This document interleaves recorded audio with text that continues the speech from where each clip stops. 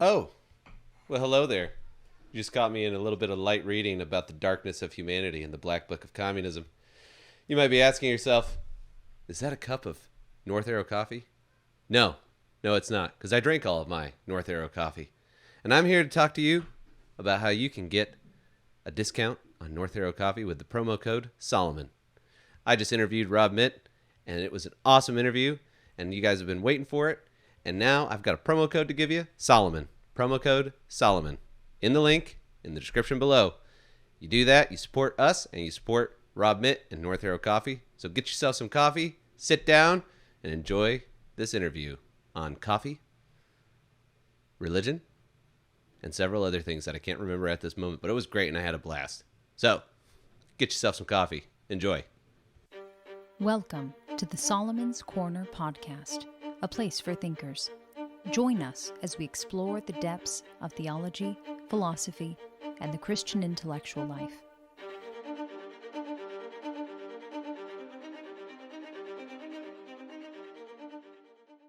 Welcome to the Solomon's Corner podcast. I'm your host, Daniel Roberts. Today we are doing an interview with Rob Mitt of North Arrow Coffee, or at Pro-Life Coffee on Twitter. Make sure you give him a follow. You can also use our promo code Solomon whenever you buy any of their coffee and help them out and help us out at the same time. Rob is a really awesome guy. I've gotten a little bit of time to talk to him before we got the show started. I'm really excited about this. And so if you're into saving babies and drinking coffee, you're going to like this interview. So let's welcome Rob onto the screen. It's weird saying that because it's like, we don't have like a stage or anything. And in the back of my mind, I'm thinking like late night. But this is Rob Mitt. So welcome to the show, Rob. How's it going? That's going pretty good. And we know that it's going pretty good because we just talked for 15 minutes before we got on here. Yep. That's right. But anyway, so before we get started onto the coffee and stuff, just tell people a little bit about yourself, how you got into coffee, your veteran background, how did this whole thing kind of like converge?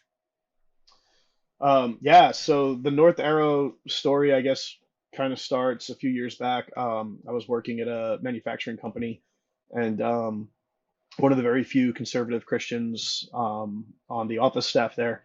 And one day, this other dude shows up carrying a military-looking satchel, not a purse, and like my spidey senses go up. I'm like, this guy looks like he's my people. So I just asked him, like, hey man, did you serve? And he's like, yep. Turns out he was an Army Ranger. I was a Marine, and that was the beginning of mine and my business partner DJ's relationship. This was back in 2018. Yeah. So at the time, I was really beginning my coffee journey of enjoying, specialty grade quality coffees. I had just gotten out of construction, so there was no more Folgers Black Silk, and I'm working in an office like just down the block from a specialty grade roaster, and we're getting great coffee every day. So my appetite was being tickled for coffee. Yeah. So you don't like the So frou drinks, right?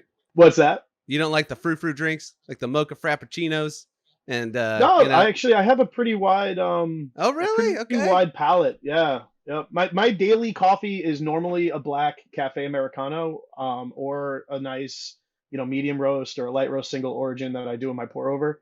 But I really haven't met a lot of coffees drinks that I don't like.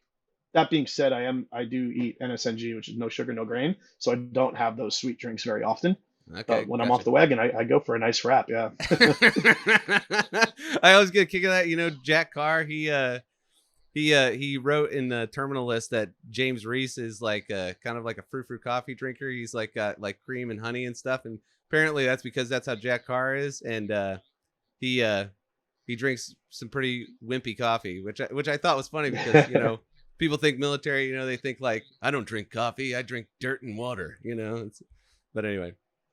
So continue. True story. So you get in touch with all this specialty roasting, and then what?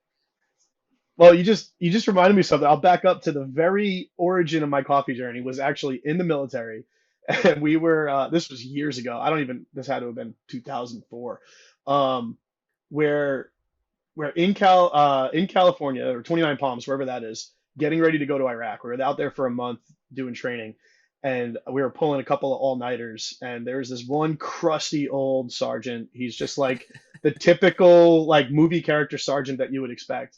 And he pulls out a trash can, a sock, and a can of like Maxwell House coffee. And we get a fire going in the desert, right? And we're boiling water, and he fills the sock with coffee grinds. There was a dedicated sock, I will say that, for coffee, and he starts like steeping it, making this coffee tea in the field. And he's like, "This is how we're gonna stay awake." I was like, "All right, I'll try it." That was it. That was the first time I drank coffee, and after that, I was a coffee drinker for life. But That is awesome. yeah, Dude, that man. is a origin story. I mean, you could write you could mythologize that pretty well. Like, you know, like you were like going out in the desert, and then you came across this old wizard, and he pulled out his sock and put coffee grounds in it, and then you suddenly felt the essence come in, and you had all these superpowers, and you went and decided to make your own coffee. I think we're gonna make our first commercial out of that story. That would be so awesome. So yeah, so DJ and I, started, meeting regularly around a nice French press of good coffee, and that led to conversations. Coffee always leads to good conversations, Yes. even with adversaries. I feel like it's Yeah. just a great medium for getting people to a table. And very often, we talk about faith, we talk about business ideas. We're both self-described serial entrepreneurs where we've owned or led several different business initiatives throughout our lives. And we'd also very often end up on the pro-life topic. And Mhm. our question that we'd always pose to each other was, how do we reconcile being men who are trained and men who swore an oath, but now who are men of God, Right. and the fact that this scourge exists in our society? And we really never had any answers to that question, but we did very often say, well, it's not violence. We know that's not the way of the cross. So fast forward a few years to December of 2020. I'm no longer working at that company anymore, Mhm. and we're just talking on a phone. And there was a certain coffee company that kind of upset a lot of the veteran community by essentially alienating their base. And him and I were talking about that. And I said, why don't we just like start our own coffee company and say, hey, this is who we are. Our values are, who we are, and make a simple pledge to our customers that we're going to be authentic and in presenting our brand and presenting our values, and we're not going to try to rope you in and then make you feel like you bought snake oil. Mhm. And he's like, I like it. Let's do it. And I started doing some research into how we can get started up. And a few days later, one morning in prayer, I was reading through Revelation. I gotta get the scripture ready for these interviews. I can't even remember what specific That's the chapter. worst. It's like, I have this I know. inspiration from the Bible. Yeah, sure you do. Sure you do. You Yeah. don't remember. The trolls will get you. and it was a moment too where whatever I was reading, it really just reminded me of the children who have suffered as a result of this. Mm, And it just became very clear to me that if we were going to do this business, this was going to be the hill that yeah. we would fight on. Because of my past relationship with DJ and our conversations. So I typed out our rough draft of our mission statement that's on our website. It's been edited a little bit because my Yeah. grammar is horrible, but That's okay. I sent all it over. right. I'm like, hey man, I feel like we're serious about this business idea. We'd talked about dozens prior to that, never pursued anything. And if I'm gonna do this, this is it. This is Yeah. the only way I'm doing it. And he texted me back. He's like, yeah, I'm on board. Let's go for it. So that was December of 2020, and we got to work. We found our roasting partner, and we can get into that if you want Yeah. and talk a little Yeah. bit about them. And we got our website going, and by March of last year, we were operational. We were live and selling coffee. That is awesome. And real quick, now would be a good time to show the website, because I think your website is really awesome. Lindsay, can you pull that up real quick just so people can see it? And so this is their website. Make it big so that people can see the whole thing. Like the plus sign on there. You just hit the plus sign. The green button. The green button, top left corner. Or it might be top right in the browser. Yep. It's okay. We're tracking. I'm tracking with you. Women don't know how to use computers or guns. I'm just kidding. I'm just joking. Nowadays, those jokes go a lot further, But I think your website is awesome. So now, for people that don't know, it says, you donate at least 15% of sales to pro-life initiatives and stuff. Does that mean that you guys have like promos and stuff where you'll do more, or like, because there's the at least, but like you have this 15% thing. So is it everything that people buy? Like, explain, how this helps the pro-life movement. So the audio got broken up a little bit there, but That's I right. think I got the gist of your question. Yeah, If I don't answer it, fire back. But that's right. yeah. So the at least 15% is I don't know why we started with at least 15%, and it's not like we're just going to cap it at Right. 15.1%, but we just want to be open to whatever it is that we feel is right to do with the Right. business. So for 2022, we actually donated about 18.5% Wow. of our sales. Yeah, the pro life organizations that we seek out are it's not just any pro life organization. This may offend some people, but we're not looking to partner with like secular pro life Mm-hmm. organizations. I think it's great that people outside of the faith are pro Yeah. life, and I encourage them to keep with that. Yeah. But as far as our personal convictions and faith and values, it's important that the organizations that we donate to are gospel centric in the sense that Right. they're not only advocating for the child, but they're Right. actually ministering the gospel to the family, the mom, the dad, whoever it Yep. is. Because I believe that that should be at the core of preaching the gospel and discipleship are like the two things that should be at the core of all Christian functions, right? Mm-hmm. And if we're going to run a Yep. Christian business, then I feel like that's probably, two of the requirements that we're going to have Right. for donating to organizations. Well, and I think the other thing is I was reading Eric Liddell. Do you know who Eric Liddell is? He was a runner. Do you know who he is? There's a little bit of a delay, but do you I know haven't who heard his the name. Okay, do you remember the movie Chariots of Fire? Did you ever see that movie? I've heard of it, never watched it. Okay. That's all right. I was a track athlete, so Sorry, this is like just my like wheelhouse. Okay. crashing the. Yeah, it's like if people ask me about like, Eisenhower, I'm like, I think I remember who that is. Like that's not my wheelhouse. But he was a runner who wouldn't run on Sunday. He was this famous runner who, like, because it was the Sabbath, he wouldn't run or whatever. But anyway, I was reading this biography, and this relates because he got such a fan base that he started getting and this was 1924. Okay, so this is back in the day, and this girl who's like 13 wants to start a fan club, and they come up with all these what we would say are pretty audacious rules. Like they have to write poetry about him, they have to have a picture of him on their wall, like all this kind of stuff. And if you don't do that, you get kicked out, but by order of the committee. And it was just funny to me because I was telling my brother, I was like, it seems like to me there's just this sense that you can't actually have any parameters on your groups and your clubs anymore because everybody's like, oh man, well, you're being so exclusive. Well, no, it's because like I can only hit one target. Okay. Like, I mean, like I can't hit all the Yeah. targets out there. Like I have to be focused in my mission, which I have noticed athletes and military guys actually understand. Like they understand this idea of, well, I can't run the 100, the 200, the 300, the 400, the 500. Well, those aren't actual. Well, it depends. If you get into indoor races, then those might be events. But you can't run them all. You got to pick your event. You got to specialize for that, and then you try to be the best that you can, and you don't worry about the other events. So I totally think that's cool because again, it's on mission and it keeps you guys focused on what you're doing, and you can let other people support those other groups, and then hopefully somebody else does come along, and that I think makes total sense. So you've mentioned your faith a little bit. So how did you become a Christian? Like, do you want to share that a little bit? Like what is your kind of faith story in a nutshell? Man, that's so Is I that mean a I book was question? raised yeah, that's a novel right there. Yeah, yeah. I'm gonna try to keep it succinct for the purpose of time, but I was raised Presbyterian and I went to Catholic school. Oh wow. Okay. Yeah, so I had I don't want to offend any of my brothers and sisters out there, so I want to choose my words carefully. I felt like growing up I had a very, very good dose of religion that Mm-hmm. was absent of discipleship Yep. and depth.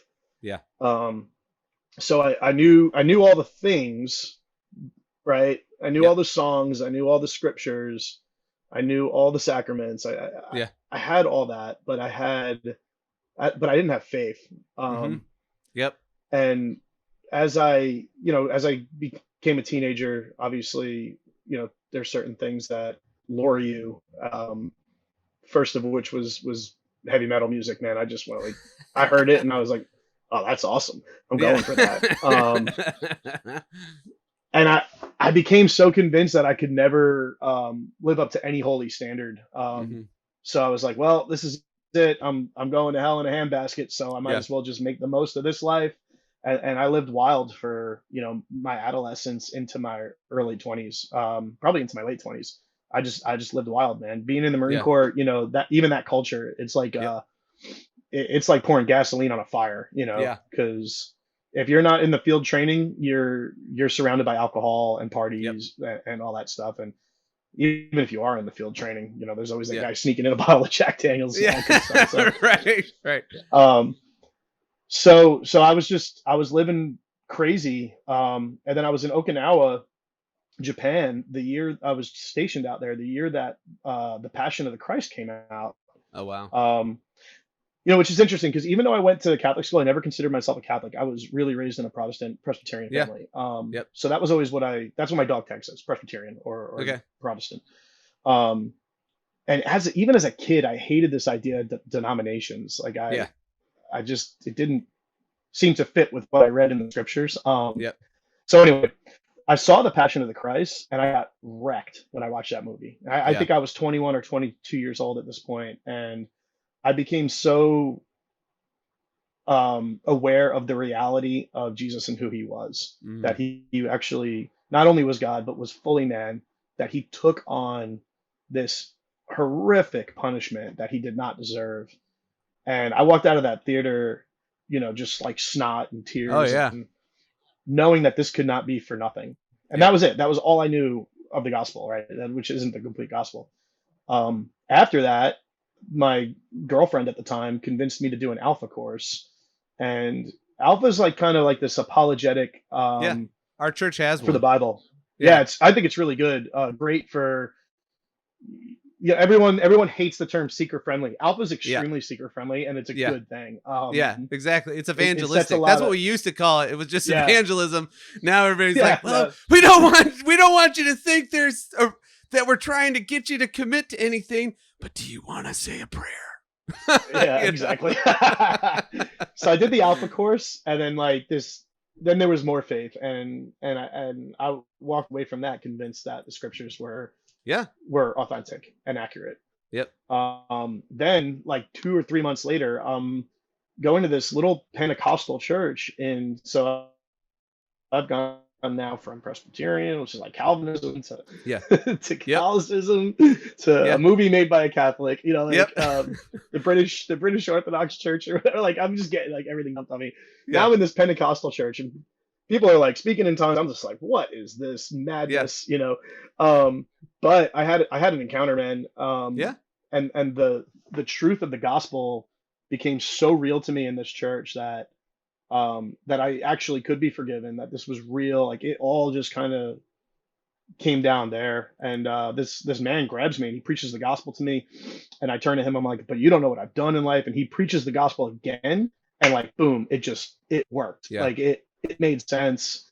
Something not just in here, but something in here shifted. Yeah. And I just knew right then and there. I knew that I was a Christian. I knew who Jesus was. Um, didn't have immediate life transformation. I'm not one of those, overnight. I didn't really. I probably still blasted Pantera pulling out of the church parking lot that Sunday, Yeah. but that was kind of my origin story of where my relationship with the Lord and my walk with the Lord really started. Yeah. Well, and I Yeah, think it's also very cool because it shows.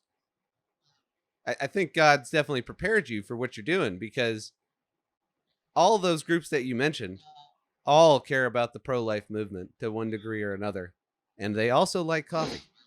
So, you're pretty much, God definitely knew the works that he had prepared for you. But I also, on yeah, a more serious note, I think that I've mentioned this to people before, and also on our I think I've said it on our podcast. Well, if not, here you go. First time.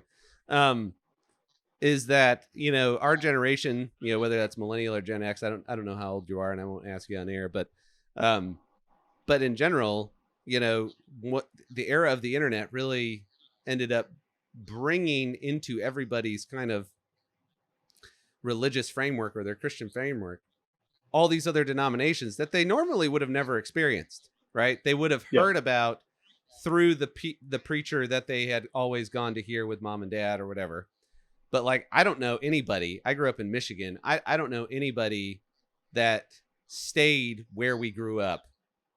They all moved, went somewhere else, and had to find a church. And a lot of people just started going to the churches that they heard about, not because of the denomination that they were in, but because somebody from work invited them. Oh, I really like this church. It's really nice, or whatever.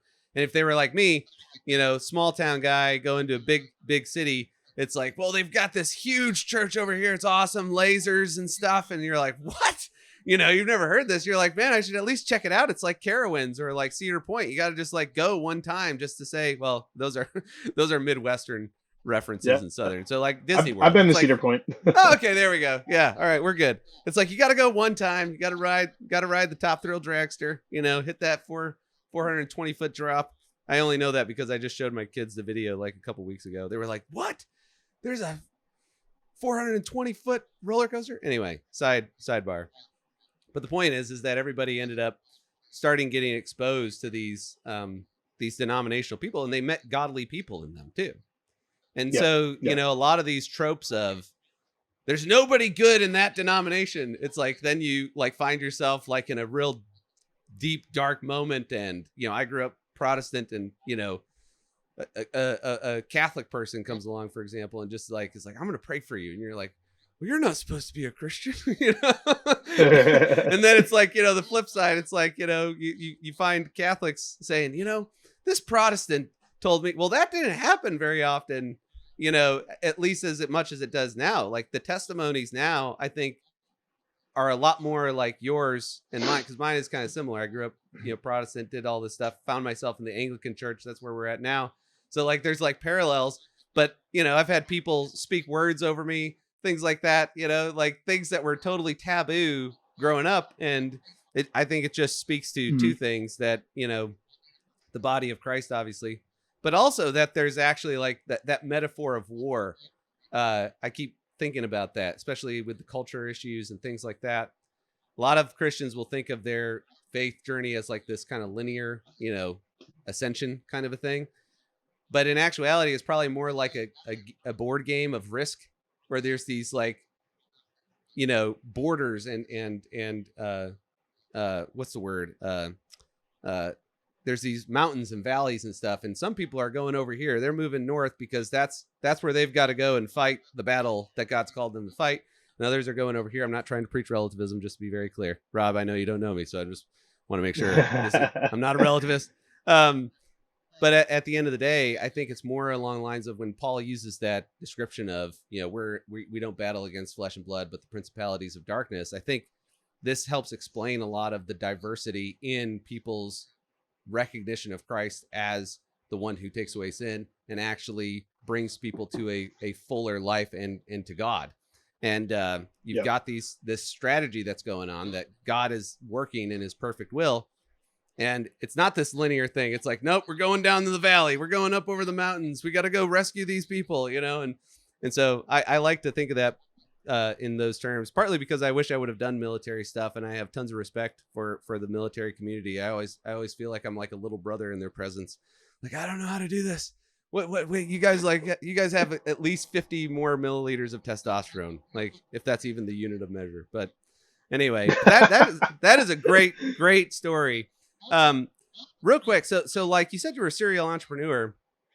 Why did you start with coffee and not something else? Like, is it just because you really like coffee, or did it just kind of fall in your lap? I mean, you kind of alluded to it with your friend DJ and stuff, but yeah, why coffee and not something else?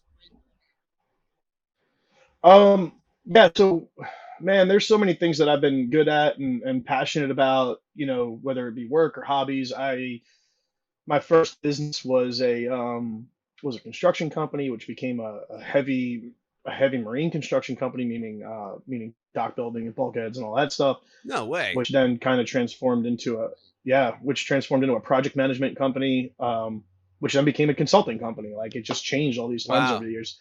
Um, a, a lot of the time, there was other things that I was very close to kicking off. At one point, I was going to buy a bait and tackle shop, and it was a shop in my community that was for sale, and I knew the family that owned it, and I probably would have done really well with that. But for whatever reason, it just didn't. It didn't. We got to the point of like, all right, is this what we're doing? Yay or nay? And we're like, nah, okay, move on to something else. So I think the initial conversation about the coffee company was I've for a few years I've kind of said I want to have my hands in a coffee company. I didn't necessarily want to own it. I didn't necessarily want to become a roaster or open a cafe. If I did open a Hmm. cafe, I just wanted to be an owner. I didn't want to be an operator. I wanted to have other people, Right. do the day to day. And then when DJ and I talked in December, we just kind of said, hey, let's just start our own company. Um, Again, this wasn't the first company that we talked about, but when we actually started looking at the business model, we realized there was going to be a low barrier to entry, and there Hmm. was almost no risk involved with. Right. I mean, the risk was the $400 we spent on Shopify to get our website up and running. Yeah. Yeah. Um, Exactly. Yeah. so Right. yeah, and that was it. So it was low barrier to entry. It was something that I was already passionate about, something that was part of the glue that is part of me and DJ's friendship, and it just seemed to make sense. It was easy Yeah. in a sense. It's been hard work, but it was still easy to get going. Yeah. So that leads me to another question that some people have, which kind of falls into this. We were talking about the Daily Wire Louder Crowder thing prior to this, but we're in this what I've called a culture war, that like you do have to Mhm. have a mindset that we're in a war. It's just not a hot war. It is a war. Um, there are strategic positions. There are strategies that are involved for those who are basically saying, and I don't mean this in a Gnostic sense, like a secret knowledge. I mean this in like the Grammys just had a satanic ritual. Okay. So like, Yeah. if you don't see that you're in a war and you're going to have to pick a side soon, like, I don't know what to tell you. Okay. Maybe, go talk to a Catholic about purgatory, see what they say. Anyway, but the point is that, you're going to have to, decide what how you're going to fight this thing. And that Mhm. involves, decisions like when we were just getting started, I work in the tech field and stuff. And so I had followed Shopify for a while, Yep. and, they banned firearm sellers back in 2018. And, you know, when I was getting ready to start Solomon's Corner and try and encourage people, for those that don't know, we try to encourage people in the intellectual life, according to a Catholic thinker, actually, Sertalange there.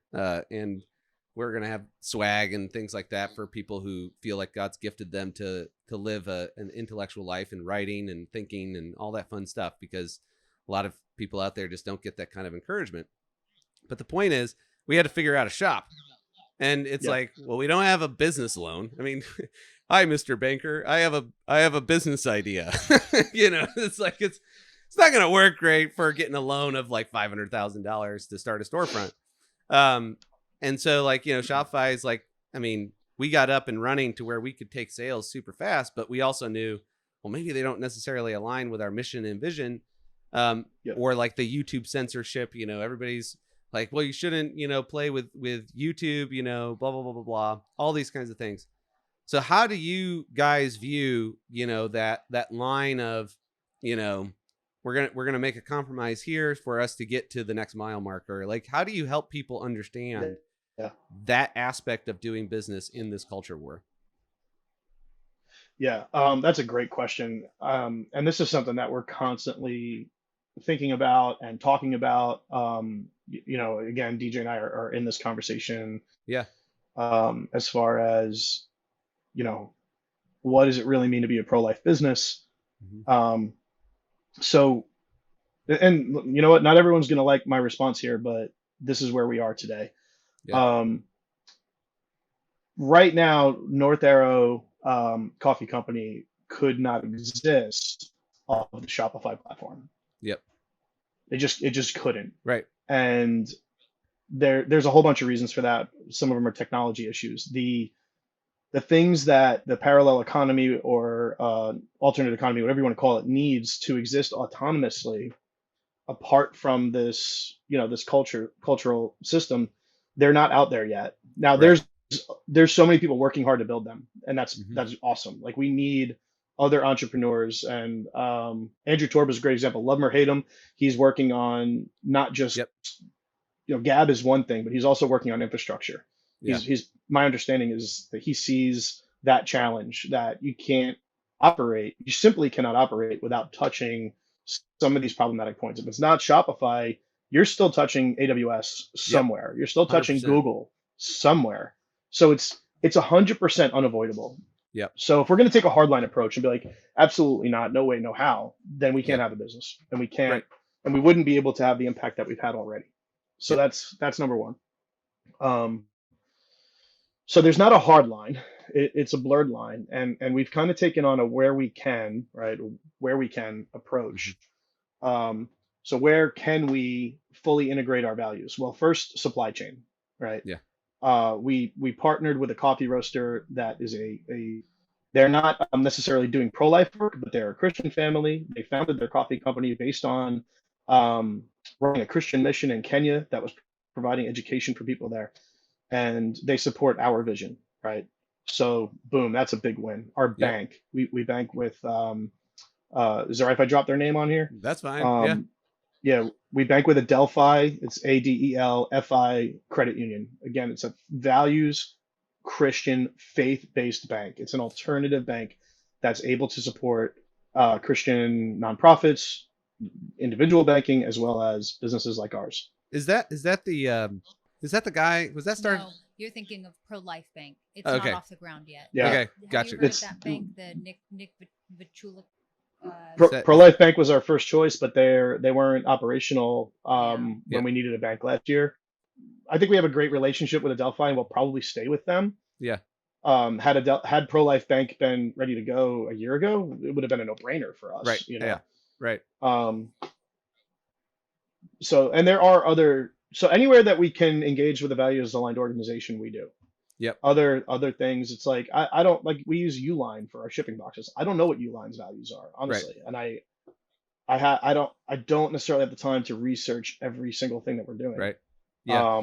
But I have to have shipping boxes. Yeah. Yeah. Exactly. You Well, and know? again, it comes back Like, to that kind of that objective based business approach, right? It's what is your mission? It's like, I started North Arrow yeah, Coffee so that I could make millions and billions of dollars at the expense of everybody else. It's like, okay, well, maybe that's going to inform your business decisions a little bit. But if your objective is, mhm, I started North Arrow Coffee because I want to help the unborn, well, then of course that's going to inform your decisions. I have a master's in philosophy, and one of the things that we always talk about is what's the end of your action, or what's the goal of your action.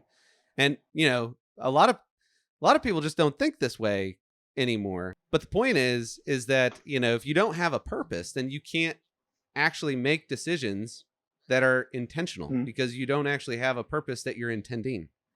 And so you, yeah, you have to yeah, have these goal oriented models, because that is what helps you, number one, understand, okay, well, probably what matters more is the bank I go with versus my shipping box, right? Like, I need to make yeah, sure that the bank is values aligned, because what happens if the shipping container company cancels you? Okay, well, got to find another one. All right, well, what if the yeah. bank cancels you? Oh, well, now you're in a real pile of doo-doo, right? I mean, now you've got a problem.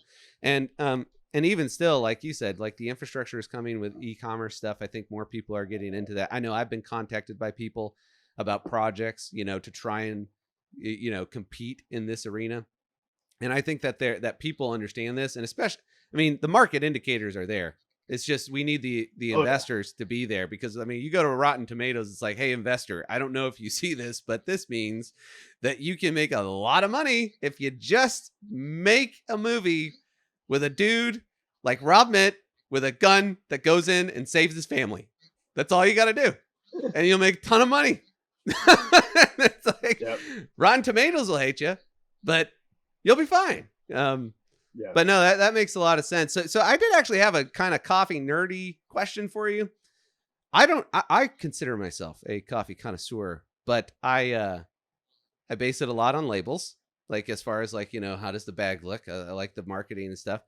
But now, but obviously I'm values oriented, because once I found out about your guys' stuff, I was like, I'll get this pro-life coffee. And I was like, but it's probably like most Christian businesses, they're principled, but it sucks. And then I got it and I was like, man, this is super good. This is really good. In fact, we were going to have the bag, but we drank it all. And by the way, we order a lot of pro-life coffee because we drink a ton of coffee. So like, disclaimer, we were with a certain outfit that has a rifle in their coffee. And then I found your stuff and I was like, okay, well, I'm going to switch to this guy. And then, we get like, I think our order is like, what is it, Lindsay? Like 24 pounds? No, what is it? no, 24 pounds. No. 24 pounds. Yeah, Oh, get yeah. a discount I on mean, that. Yeah. There you go. No, we order 4 pounds a month. There we go. 4 pounds. So we It's killed. just the two of us. Yeah. Most of the We time. killed it off. Wow. Yeah. Yeah. I think I'm you're telling you. outdoing me. So Yeah. we killed it off 2 weeks, Yeah. a week and a half in advance of our next Right. shipment. It's not sustainable, but we're hoping that eventually we'll get to a point where we don't need that much coffee to do work and Solomon's Corner. But yeah, so, and we 4 don't always pounds a drink it month? though. Yeah. But we don't Well, always I guess drink it that's all. right. Though. It's a pound a week. Okay. Yeah. We don't always drink it all though, because like the thing is like, once you get your ratio right for like 8 cups, it's hard to be like, I really just need 1 cup. I'm going to take a risk and try and measure it out the right way. And then you're like, no, but I know 8 cups will work for 1. And so then, you end up, we're not exactly green in our coffee drinking. Let me just put it that way. Pro tip. Yeah, there you Pro go. tip. Don't change your recipe. That's right. Right. brew your 8 cups. That's Get right. the extra in a mason jar and throw it in the fridge for iced coffee. Yes, there you go. That's what you That's like. what I Iced do. I coffee. do like iced coffee. I should be Yeah. doing Or that. make ice cubes with it. Make coffee ice cubes, which make better iced coffee because then your iced coffee doesn't get watered down. Man alive, here we are talking about the culture war, and we could all be better drinkers of coffee. I mean, like, this is great. I actually discovered a new coffee drink last night scrolling through Instagram. This guy made a coffee drink called a Air Americano or a Aerocano or something. And what he did was he simulated a nitro cold brew using his espresso machine.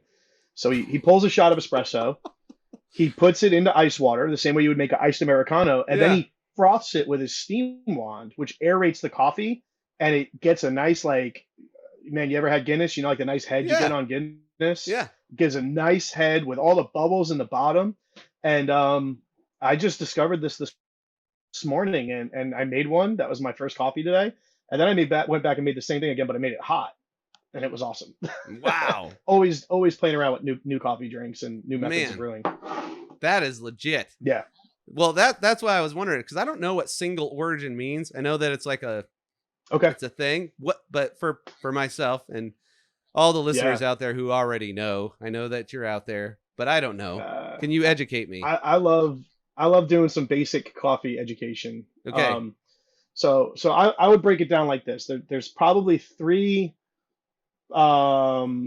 types of coffee that you're getting in your bag. You're gonna get single origin, you're gonna get a blend, or you're gonna get a post roast blend. Okay. Which could be a single origin or a blend. Okay, gotcha. All right, so that makes a lot of sense. A single origin is when the beans in that bag, the beans that were in that roast, come from one single place. Gotcha. Now it could be a region, it could be multiple farms in the same region, it could be an individual farm. So like our coffee of the month right now is a single origin coffee that's only coming off of one farm in Guatemala. Oh wow. Our cold brew is coming from the Chiapas region of Mexico. It's sourced from several different farms that produce the same type of coffee with the same flavor profile, but it's all coming from the same region. Therefore, it's single origin. Gotcha. When you get into blends, when you get into a general blend, is blending coffee from multiple origins, multiple regions to create a specific flavor profile. All right. Yeah. Then the last one is the post roast blend, which is essentially when you're blending together different levels of roast for the same thing, you're creating a flavor profile. So maybe somebody really likes the bitterness of a dark roast, but they don't want it full bitter. They might go with a medium roast and do like a 70-30 blend of medium and dark coffee, which adds complexity to the cup, or it smooths the cup out, stuff like that. Wow. Well, Clears mud. Yeah, that makes a lot of sense, because I was wondering about origin, which I guess being a philosopher, I should have been able to put those two together, right? Single origin. Yeah. But what does it mean? You know, So what place some is it people coming are from? some people are like hardline single origin only. I tend to gravitate towards that because it's like this purist Yeah, mentality of like this is the most authentic way to get a cup of coffee. But I think blends are great. If you have a really good coffee roaster who understands flavor and can pick apart cups, they work hard to create blends that cup really well. yeah, So our espresso is a blend. It's not a single origin espresso roast. It's a blend of coffees from different regions, Central America and I believe Africa, that creates a really nice cup of espresso. yeah. And the master roaster who put that blend together is really talented. They did a great job of Yeah. making that Well, cup and well. it was one of those, that's one of the ones we order. And I had tried it with my creamer and honey, and I was like, this doesn't taste right. And then I like tried it black, and I was like, oh man, that's good. And I was like, I messed up. This is Yep. like one of the first cups of coffee I've messed up. You know what I mean? It's like usually if it's Starbucks, it's like, Yeah. all right, come on. Okay, come on, get some life in there. You're like putting sugar in it, like you're trying to do CPR, on the coffee, just to give it a little bit of life. But So anyway, certain coffees are going to be really good in a pour over. I would not put my espresso roast in a pour over, but okay, I'll use it to pull espresso all day long. okay, Um, and that's another thing is some roasters they'll roast a bean in order to make it fit a wide variety of applications. So whether you pour over, French press, gotcha. espresso, drip, it's going to taste good. Um, and then some are like, no, this works really good in a pour over. And if you try to run that through an espresso machine or a mocha pot, it's going to taste horrible. But if you run in a pour over, it's going to score 86 on the specialty grade scale, which means it's really good coffee as long No as you do it the way. right way. I did not know that, because we were Mhm. using drip, and then we switched to a Chemex because our coffee pot caught on fire, and started to actually Oh, jeez. and it wasn't because we were, we weren't doing anything crazy with it. We weren't trying to, we're not engineers over here trying to make it to the moon with our coffee pots. But what were you going to say, Lindsay? You were about to say something. Nothing. I was just going to clarify. We also weren't trying to brew meth in the old pot. Or Yeah, that's anything like true. that. Yeah. No carafe. Yeah, there were no shenanigans. alternative approaches, Good but on you guys. yeah, yeah, right. It's trying to stay on a straight and narrow. So anyway, but yeah, so we switched to this Chemex, and I will say this, that we we do the espresso in a pour over, but it tasted a lot better. But that's because we were also using it in a crappy like drip coffee maker. But the bloom on your guys' coffee is unreal. Like that was one of the things I was like, Yeah. it just just goes up. It looks like a small nuclear explosion in the pour over. It's just like, Yeah. and then it's like, and I'm like, wow, That's cool. because that's because I feel like this is like becoming a plug, but I guess it is, right? Yeah, we are That's trying to because the sell your coffee's coffee. roasted to order. Okay. Yeah. So the coffee's roasted to order, which means it's not getting pulled off a shelf and shipped out to our customers. The order comes in, our roaster sees the order, and this is another reason why we're kind of relegated to Shopify right now, because our connector Yeah. is only working with Shopify. Eventually, we got to get off platform. But our roaster sees that order, and they're like, "Oh, great! Dan's ordering 2 more pounds of espresso. They're gonna put that in the queue and roast it, bag it, and ship it out the same day." Sometimes it's actually better to wait a day or two because it still might be degassing Shut your mouth. when you get it. Yeah, 3 to 5 days is like ideal. So if the day that your coffee ships is the day it was roasted, and if you get it 2 days later, I would wait a day or two. Yeah, because you won't get full extraction. What happens is in that bloom, the CO2 builds up around the grinds, and Yeah. it'll actually slow down the extraction process, and you'll end up with less flavor. Um, So you want 3 to 5 days after roasting. You'll get that incredible bloom, which is really good, and it just makes for a great, great, great coffee experience. The downside is you can't run it through an espresso machine the day you get it because it'll bloom. It'll bloom inside the portafilter and junk up your espresso machine. No way! Wow, man, that is cool, man. If Yep. anybody's So listening to this, and I get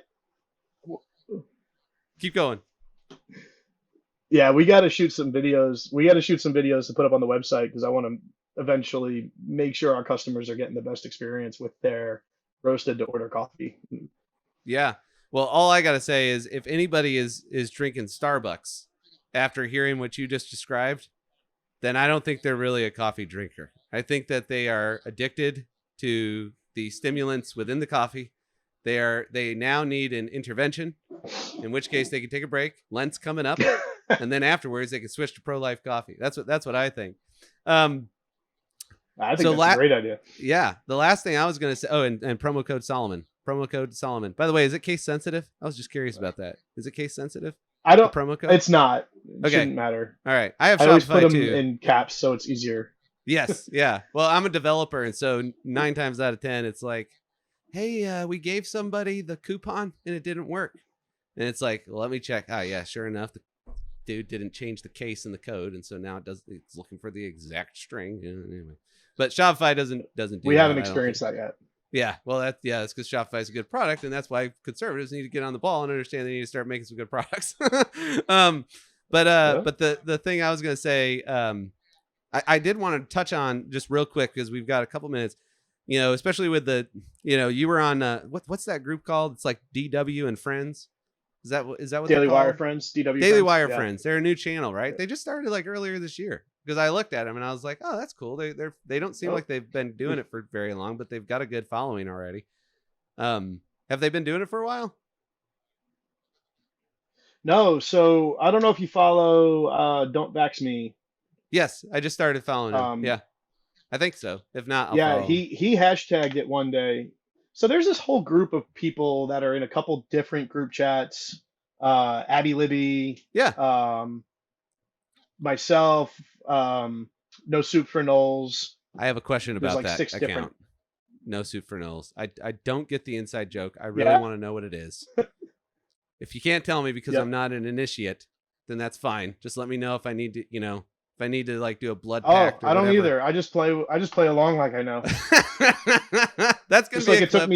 me it took me 3 months to ask my Twitter friends what base means. And I'm still trying to figure out ratio. Yeah, exactly. I was asking the same thing. I was like, I don't I get just go this. I just go along with it. Yeah. Anyway, what were you gonna say? I was just going to say, I think I understand ratioing. So like Yes. there's a couple people who There's a delay, Lindsay. You interrupted him. I'm sorry. I'm sorry. Yeah. My wife will learn her place eventually. No, I think I I'm interrupted just her. kidding. Oh no. Just wait to see a flip flop come across the camera. Yeah, that's right. Yeah, that's right. So you should check out. I'll send you our clip that we did where I So Jeremy Borian gave his response with to Crowder, and so we did like a mock of Lindsay's terms and conditions that was totally misogynistic. So I'll send it to you. But she didn't know what I had written, and so it was live on the air. And I said, we're gonna go through your terms contract right here, and everybody got a kick out of it. So especially if they followed it at all, because I was like trying to be like Jeremy Borian, like, so a lot of you guys don't understand what we do here in the biz, kind of a thing. And so anyway, it's pretty funny. But That sounds awesome. yeah. So what were you gonna say, Lindsay? No, don't. Oh, you don't need- wanna do- Yeah, don't need to go backwards. But You don't want a yeah. woman's playing the ratio? Yeah, I'm good. I'm sure some Gen Z article will cover it just fine for anyone Yeah. who doesn't know. Carry on. Okay, so last 2 questions before you go. Maybe three. Let's go for it. Lightning round. What's the best way to brew coffee? However it tastes best in your cup. So you're a relativist when it comes to coffee. I want people to buy and enjoy my coffee. There you go. There you So go. I'm There a- you go. I- Yeah. I am a Jeremy Boring when it comes to coffee. There- I do scold my wife daily for microwaving and putting a ton of sugar and Preach. some sort of almond extracted chalk milk in her Yes. coffee. Yes. I'm gonna not offended at all, but Yeah, that's right. That's right. Yeah, but you are what you eat, though. So if you've got woke almond creamer, yeah, you might just wake up one day with purple hair. That's what you need to tell her. That's what oh that's my what goodness, Solomon's Corner said. It's I'm got gonna to be make true. sure she watches that. Yeah, that's right. Yeah, that's right. I will say this: one of the best ways I've found for like extracting and really getting like the complexity of flavor out of a good bag of coffee is a vacuum pot. A vacuum Or a pot. vacuum maker. Yeah, Okay. so it's this weird mad scientist looking apparatus Yeah. where it's got you boil the water in the bottom, it goes into the top chamber, you put your grinds in, you let the water boil for another minute, you take the flame away, and then it sucks it back down into the bottom as the air condenses or as the steam condenses and draws it through a filter, and it gives you like the cleanest cup of coffee that you can get. There's no oil because it all stays on top, and I just feel like you could really taste the origin of what you're going for. That is So a lot of time legit. when I sample coffees and build our descriptions, Yeah. I run them through multiple methods, but that one's always in there because that's where I really can kind of pick out, all right, this one's chocolatey or it's fruity or it's this or it's that. Wow. So do you just out of curiosity, do you do the ginger like at sushi bars? You know how they tell you to eat the ginger so that it cleans the palate? Do you have a palate cleaning method? Just out of Water, curiosity. There you go. I didn't water, know that. water's probably the most powerful solvent in nature. There you Works go. great for cleaning your palate. There you go. I'm a philosopher. I'm not a coffee roaster or a scientist. So Yeah. that in these days, that means I don't know anything. So, but that's okay. So the second thing was I wanted you to touch on that Louder Crowder comment you made on the Daily Wire and Friends about how people don't understand how advertising works for a small business or even a large Yeah. business. When because Jeremy Boring brought out the term sheet and everybody, even myself included, I was kind of like, oh man, because I think there's a level at which none of us wants to admit that it's actually as bad as it is. Like we want to have this kind of purist view, like, oh yeah, when you get into this, you never have to make any compromises or whatever. And then, if you have a mug like mine with the Teddy Roosevelt quote, that's like the man in the arena quote, if you're familiar with that, but it's like, the critic isn't the one who matters, it's the man in the arena. This really does seem to be that kind of situation where it's like, look, like we can all sit there and armchair quarterback these different groups. But even me, I said this on our episode that covered that whole thing, and I agreed with you. I thought Clavin was the best. Some of the other hosts I think actually made it worse. But the thing is that at the end of the day, it is about like get into the fight and actually see how hard this is. Because people came to us and were like, I can't believe you can't use Shopify because, like what if they, yeah, well, like I'm trying to use this other one, but they want me to have like 2 years of sales or whatever it is. They wanted some sort of backlog and I'm just trying to get started. It's $30 a month, dude. I just got to get it up and I got to see if this is going to work. Like I got to see if you guys are going to put your money where your mouth is, right? Like that's the thing is like, I'm going to sell this stuff. I need to see what people are going to do. And I think like what you said in the DW thing, because it's, for those that don't know, it's like this roundtable format that where they're just kind of talking about Daily Wire stories. And this one happened to be the Daily Wire Louder Crowder thing. And Rob, you had a really good point about advertising dollars and from the advertiser's perspective, what you look for when you're actually going to advertise. Yeah, so when we advertise, so first of all, advertising there's always tremendous risk and unknowns involved. And you're looking for, we use the acronym ROI, return on investment. Yep. So when you're trying to determine where you're going to put your advertising money, it's what is this dollar that I'm spending going to actually bring back to my company? I need it to at least generate a one for one. Yep. A one for one as far as not revenue, but gross margin, right? Which is tough. And ideally, I wanted to generate a 3 for 1 because if it's only doing 1 for 1, it's not even worth going for. Because you've also got time and effort into the campaign and like the infrastructure in order to capitalize on. That's what people don't understand. When you put an ad out there, you're saying, come into the store. And if your cash register doesn't work or you don't have the product or whatever it is, you just wasted money on your ads. But when you say gross margin, explain that to people who don't know. Myself. Yeah. So your gross, it's a percent. I'm not going to get into the formula, but it's basically your profit. It's how you're defining your profit. So you have cost of goods sold, right? And let's just say I sell a $20 bag of coffee. I didn't make $20, Right. right? If I'm operating at a 30% gross margin, I made like $6, Right. which is how most business operates. Yep. Then out of that gross margin, you have other things. That's where your advertising dollars come from. Right. So if I'm going to spend $100 in advertising and I'm making $6 per bag, right? That means that how many times is six into 100? Well, I should have went with five because then I could Yeah. have just said it was 20. Then I need to sell Yeah. 20 bags of coffee for Right. that $100 in advertising in order to break even, Yeah. right?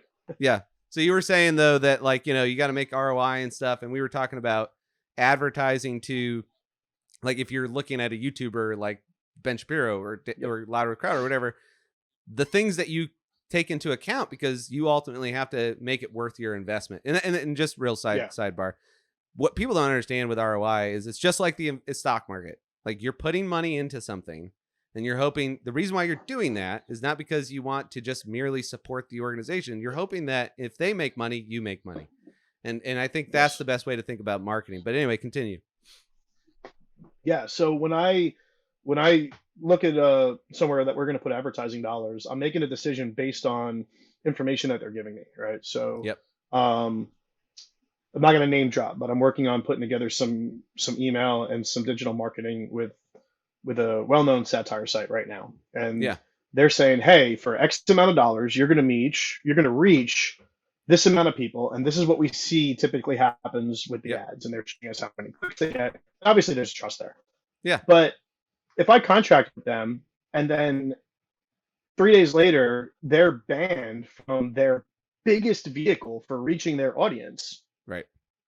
Now I'm stuck paying for a contract that is not even going to be close to the ROI that we talked about. And this is the situation with Crowder, and this is what people aren't realizing is Crowder seems to think that Jeremy's siding with big tech, when what Jeremy's saying is, hey, we need to absorb this risk together. I'm willing to take the risk, but you have to be willing to take the risk too.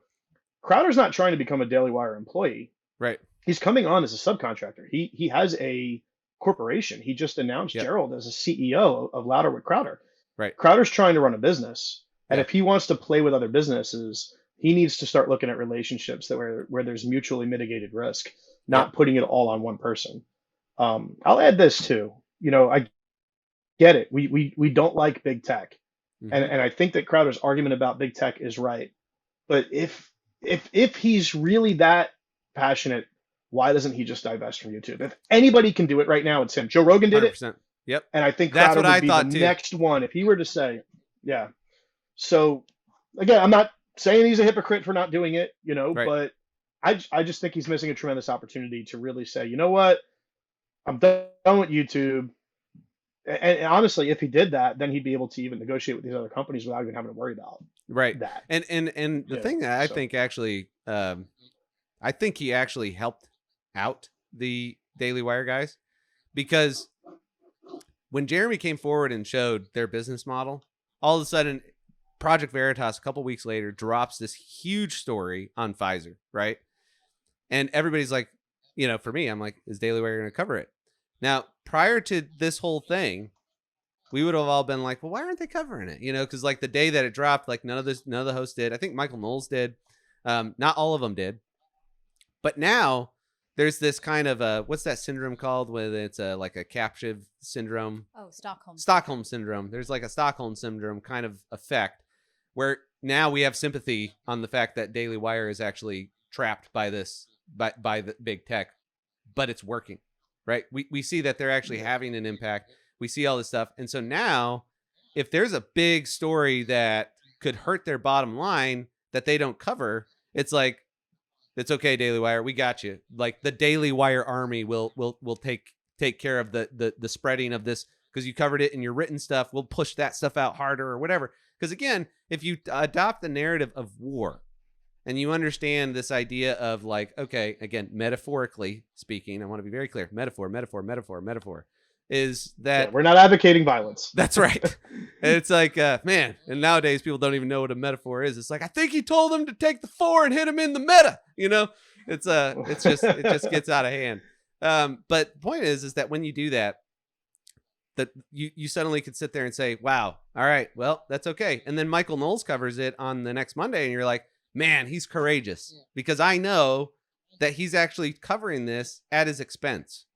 Right. And so like, I think it backfired on him personally. I was, glad initially that he did it, because again, during the pandemic and stuff, it did feel like to a certain extent, like you'd be telling somebody that you saw something and they'd be like, well, the Daily Wire cover it. And you'd be like, well, no, but I'm pretty sure it's 100% true. And you couldn't really figure it out. And even Ben said that he was like the most pro-vax guy on the right. So, I mean, like, there was just a lot of questions around some of this stuff. But because Crowder did it, I think that because of Jeremy Boring, the way he handled the whole thing, and then, of course, Crowder shot himself in the foot by making it, as Clavin said, a moral error.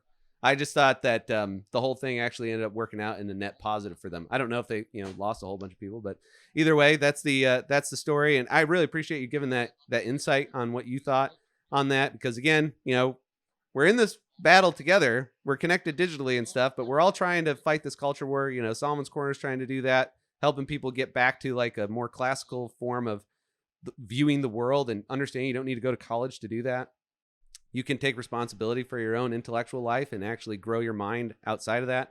And you're doing it with the pro-life stuff. And so I'm just really glad that you came on the show. I know that you got to get into your driveway in like 10 minutes and bolt out for your next thing. Probably got to drink 16 cups of coffee for your next. I just texted roast. my wife. I'm just going to go.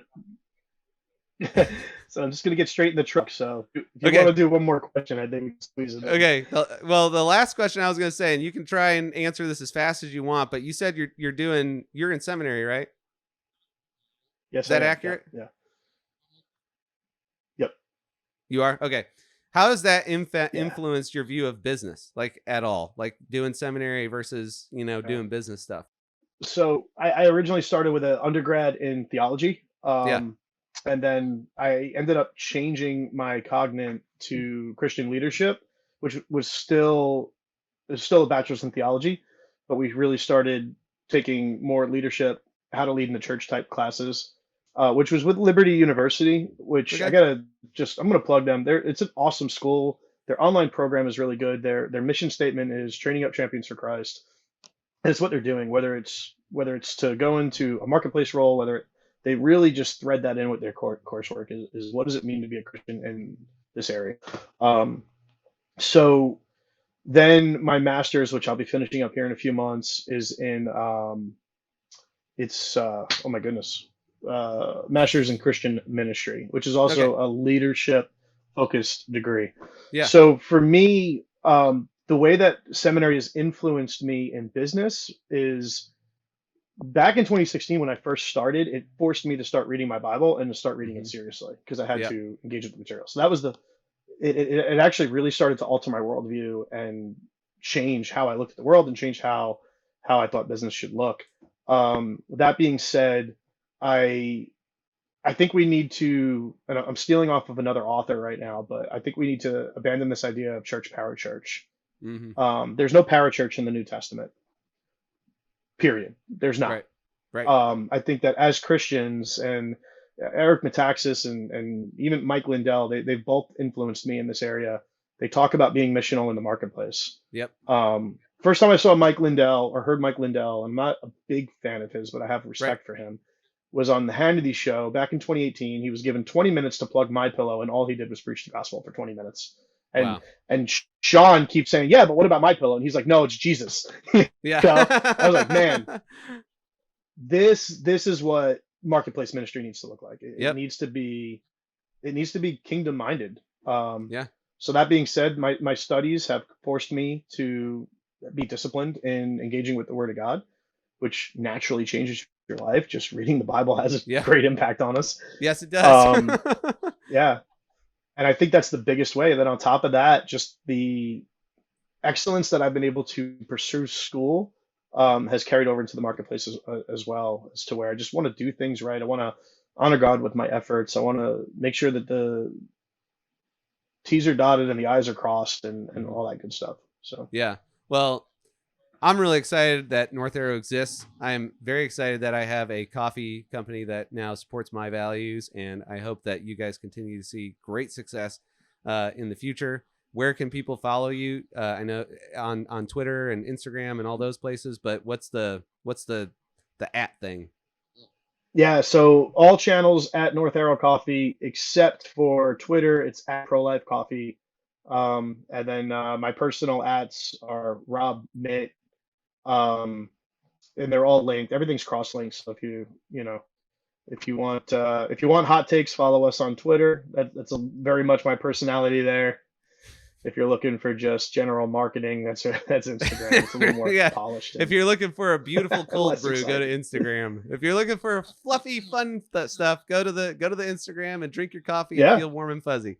If you're looking to fight the culture war, get on Twitter, follow at Pro Life Coffee or at Tomistic Dan, and we'll see you guys next time. yeah. I'm Daniel Roberts. Thanks, Rob, for coming on, and to everybody else, don't forget, keep thinking.